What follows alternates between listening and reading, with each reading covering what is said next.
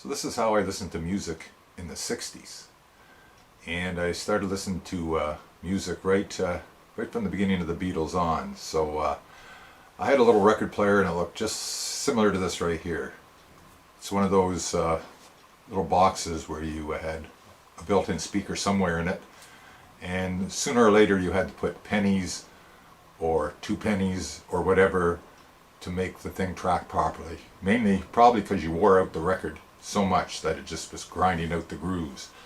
A few of the first albums that I listened to were the first album by the Kinks. This is besides the Beatles. I've already shown them in another video. We had the Kinks' first album, and this is a mono record, but it's totally worn out.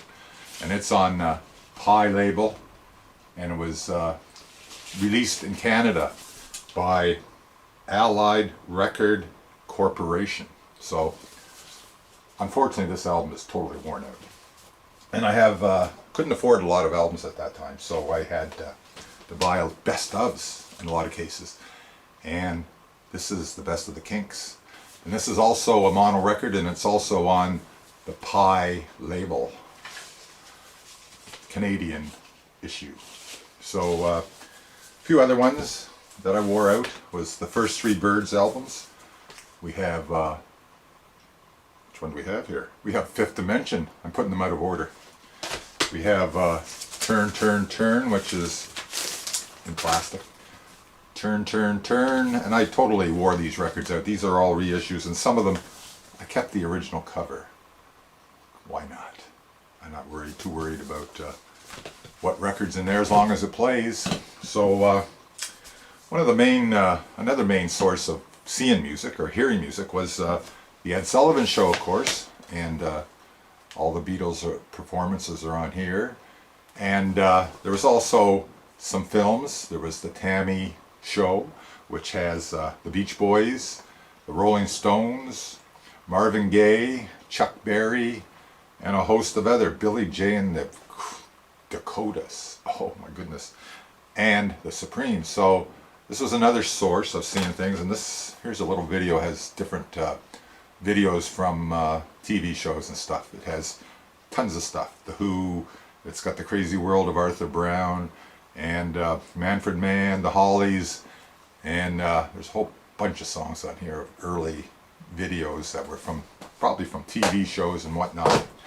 So from there we have, of course, one of the main sources was the radio. And I still have my transistor radio from the 60s. I kept it. I don't know why. At first I had one of those little plastic ones, the handheld ones, and then I graduated up to this, and it's full AM. I mean, it still works. If I don't want to plug it in. It's got a bunch of tape wrapped around the cord, and it also took batteries. But I'd be listening at night, especially later at night. I had my own room, and I'd be sitting there trying to tune in WABC in New York, because we were in Kingston, Ontario, so we sort of were in a little hub there where you could pick up stations in and out, fading in and out, and also WMAX in Boston. You'd be there just looking for a song. I remember when 8 Miles High came out, I was just looking for 8 Miles High on any station I could find it. I just couldn't get enough, I couldn't hear it enough times. So that was main sources of finding music in the 60s. Also, Rolling Stone magazine came out in '67, and that was a source. And there was other TV shows like Shindig and Hullabaloo, and these shows only lasted 1 or 2 years at the most. So every once in a while you get a glimpse from a band, or like whatever.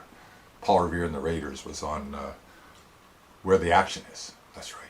And you could tune in, and I think they were the house band on Where the Action Is, although it didn't last very long.